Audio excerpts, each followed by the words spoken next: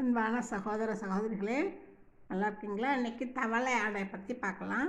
அதுக்கு தேவையான பொருள் வந்து பச்சரிசி காப்படி, புழுங்கல் அரிசி கால்படி, கடலைப்பருப்பு அரை ஆளாக்கு, துவரம்பருப்பு அரை ஆளாக்கு, மிளகாய் வத்தலேருந்து காரத்துக்கு ஏற்ப, உப்பு தேவையான அளவு. இவ்வளோதான் தேவையான பொருள்.